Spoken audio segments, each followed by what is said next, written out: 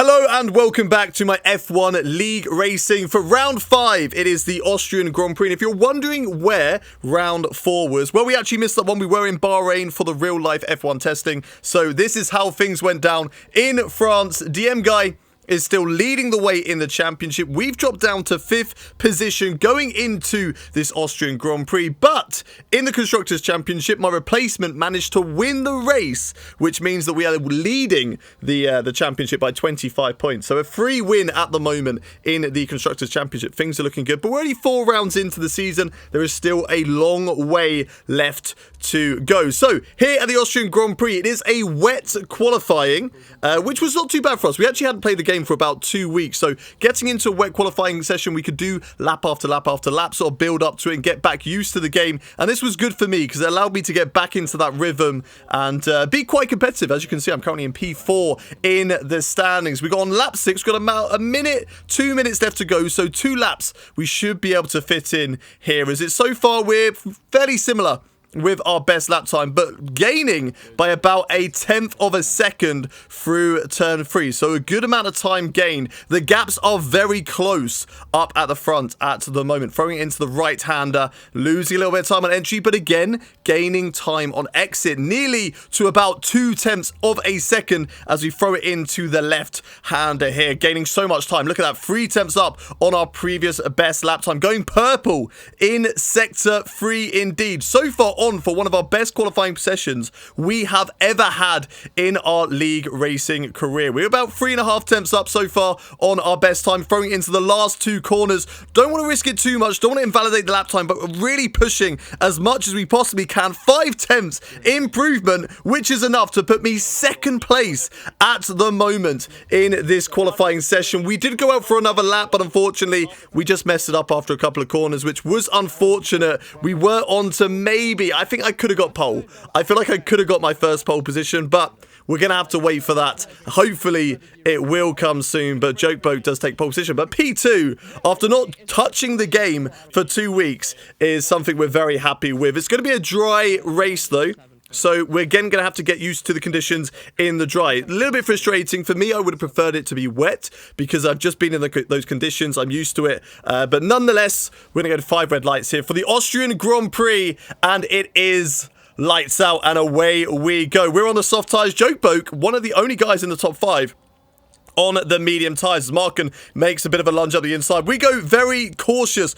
on the inside, and it really, really hurts our pace through turn 1 because, as you can see, we've lost our position to Safso and DM Guy. DM Guy did actually overtake us off the track, but he was punted in the rear, so he won't get a penalty for that, despite us thinking at the time that maybe we could get him reported for a penalty there. But dropping down into P4, Jokeboat also losing out to Zafso and DM Guy. Maybe those 2 drivers running on a drier setup compared to qualifying, maybe a bit more suited in these conditions. But we get a slight little warning there at the start, which was a little bit disappointing. But we're now starting to find a little bit of pace again. As I say that, I lose the back end through the right-hander, and I allow my teammate Markin, who's just slightly quicker than me at this point of the race, through, as Saini is now going on the attack as well. We're going to defend the inside line as we go into the right-hander of turn 3. We get the inside line and we hold the position for the time being in P5. But Saini coming back at me with that DRS, with that ERS as well. We're draining the battery to about 10%. Can we hold it up the inside? Saini very late on the brakes around the outside. We're giving him just about enough room on the outside, but again, so much quicker than me at this stage of the race. It's just taking me a bit of time to get up to speed. Because we haven't touched this game in 2 weeks, it is really hampering us at this stage of the race. But we're going to go for an early pit stop here. On lap 11, we are on those soft tyres, remember, but we're going to try and undercut a few of the other drivers, obviously coming from engineer Rutanius, who is in our ear as always throughout all of these races. So going to drop down the field just a little bit, but going on to a new set of medium tyres, and we're going to see what we can do with this set throughout the rest of the race. So as the engineer knows, and as we all know through these races, we're usually very good on our tyres compared to the other drivers in this league. So extending these medium tyres is not an issue for me. We're not going to have to really worry about them at the end of this stint, but we've unfortunately not jumped Zafso ahead of us. He has come out just ahead of us now, but he's got Jello Wooder in front of him. So maybe Jedi could hold him up just a little bit, and we can go for the attack on Zafso once again in this race. As Zafso looks to go for an overtake on Jedi, round the outside. Easy overtake there on the Haas driver. Haas driver currently on very old soft tyres. We go so deep into that corner of turn 4 there. And Jedi Wooder is going to be the next one on our radar. But unfortunately, we're just stuck behind him in the slow double left-hander. But we get great traction off the corner. We've got to go for it. We have to send the move up the inside, even though it's kind of a risky one through the double lefts. We've got to go for it, otherwise we're going to lose so much time to other drivers who have come into the pit lane so far in this race. We've got a driver there causing a yellow flag. It's a lap car. I'm not too sure who it is. Probably 256 as per usual in these races. But a couple of drivers coming into pits. Max Duca and some idiot as well. We've also got Siney into the pits too, looking to maybe jump him. He was one of the drivers who was slightly ahead of us before the pit stop stage. It looks like we've actually jumped him by quite a bit. He's going to be coming out to the pit lane now, and yes, we are ahead of him. So good stuff to go in early, jump those guys, and now we've found a few free positions as well. We've got Zafso and DM Guy ahead of us. 256 now out of the session. Is that going to be a safety car? It's a virtual safety car. Not too sure whether that's the one that we need or anybody wanted, but now the full safety car has actually been deployed as well. So, engineer Rutanius is going to be doing the numbers. It's a little bit unfortunate. I think without the safety car coming out, we would have actually jumped Jokeboke there, but he's decided that it's time for us to come into the pits. But what tyres are we going to be putting on? There's a long way of this race still left to go. About 20 laps of the race left. So a few of us coming into the pits, myself, Zafso, Sandy Baggy, who opted to stay out longer in this race. It's actually worked an absolute treat for him. He's currently in P6 at the moment in the race. So good stuff there from Sandy Baggy. He always likes the alternative strategy, and maybe this time it's worked out for him, as we've got Marken complaining over the radio as he's actually been punted off by Jokeboke. There was a desync in this lobby, and Marken and Jokeboke couldn't really see each other, so that's good news for me because I've jumped my teammate and I've got ahead of it. I've got a free position, but for the constructors, it's slightly frustrating because Marken was looking pretty good for this race. But nonetheless, we get racing once again. We're in P8 on soft tyres. Now we can really attack the drivers ahead, and we've got to go early. We've got to push these drivers as early as we possibly can in order not to lose out on the leaders at the front of the pack. We've got 16 laps though to make sure these tyres get to the end. We've got Max Duca ahead of us, a guy that we've battled with a fair few times this season. We're going to go for it again, though, on the right-hand side, down in towards turn 4, using all of our ERS available to us. He's slightly faster in the straights. We're going to go for a big lunge, maybe up the inside, have a little look. But the move was never really on there. We never really stuck our nose in enough to warrant space up the inside on Max Duca, which was a little bit of a shame. But for now, we're just going to have to settle back, go on the attack of Max next lap and try and get into that P7 position. Yellow flag up ahead. It's some idiot who has been spun around, and that is going to move us up. And I think DM Guy actually as well, maybe, who's been caught up in a spin. So that is great for our championship hopes. The championship leader is facing the wrong way. We're up to P6 now for the time being, hunting down the Alfa Romeo of Max Duca. We go for a sensational lunge around the outside of turn 4, holding it wheel to wheel with Max. He's a little bit faster out of the corner, but if we can just stick our nose up the inside, we're better through the corners than he is, and we get the job done up the inside. What a move on Max Duca to send it around the outside of turn 4 and then have the grip to hold it wheel to wheel with the Alfa Romeo driver. Sandy Baggy now ahead, going for it on Zafso. These two are battling, which is good news for us. We're holding back for the time being as Max Duca just gives us a little nudge in the rear, but all is okay. And now we're having a look on Sandy Baggy and Zafso. Look at the pace we've got compared to the LP. We go wheel to wheel, side by side with Sandy Baggy, but he outbrakes us, and he actually really turns across me in the braking zone.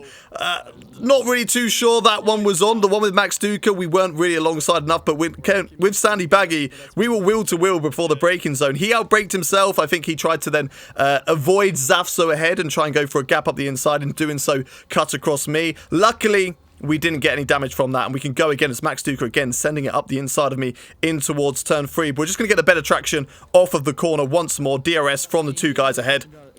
using ERS as well to try and stay ahead of Max Duke. It was a little bit annoying that Max was sending it on me, because what I was trying to do is just hold off these two and then get the acceleration out of turn 3 to attack both of them or one of them down into turn 4. Because Max was there, it compromised my exit out of turn 3, which sort of held me back a little bit from overtaking these two drivers behind, which again is frustrating because we've got two drivers running away with it in 1 and 2. But Zafso now going for the overtake on Sandy Baggy. Hopefully for him, he can hold it this time around. We can't go for it on Sandy Baggy just yet. Again, Max having a little look up the inside, but we go round the outside of him, and now we're right behind Sandy Baggy. There is no way we are not overtaking the Alpine at this stage of the race, because it's got so much more pace in a straight line than the Alpine. We go very late on the brakes, nearly into the back of Zafso, almost actually having a look around the outside of the Red Bull driver. But this time around, we have jumped him, and now we're going to go on the attack of Zafso. So here we go, up the inside on the Red Bull driver. Can we do it? Under braking into turn 4. Zafso trying to hold it around the outside, but can't do so. But he does come back at me out of the exit of turn 4. But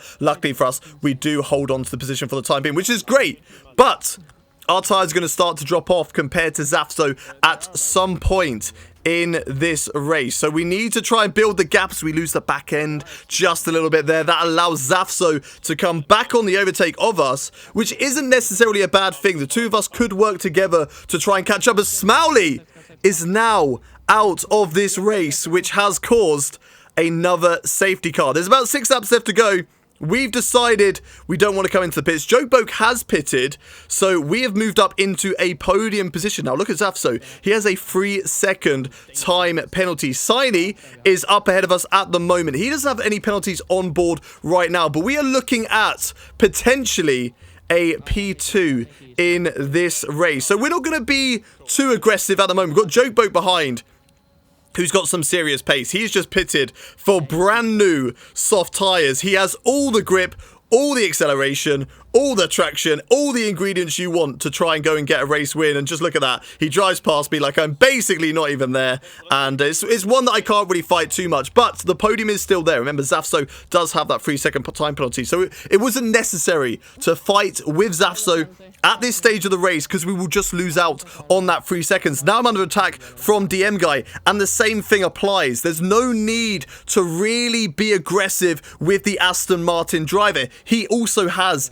a 3-second time penalty. So do a lot of the drivers behind us. So if we can use him to be dragged along back to the front row battle, then who knows? Maybe the podium could still be on, because Zafso is batting up there. We're still within that 3-second gap. Sainy's still there as well. So if any of those guys get a 3-second penalty in these late stages of the race, then we could potentially jump on that and get some free positions. Some idiot's got 6 seconds of time penalties. He's now going to go for it around the outside. I was going very easy on him, but he braked a little bit early on us as Joe Boke has been sent off the circuit. They are all fighting all over the place at the moment for the lead of this race. We've got Max Duca. Now this is one that we need to make sure we stay ahead of Max, because he has no penalties. We go for a big send up the inside, little bit of wheel-to-wheel contact. We just about got away with that one, but we hold our position against Max, and luckily we're still not fighting through the corners, so we can gain through the last couple of corners on these guys who are fighting so much. Joe Boke has gone for a spin though.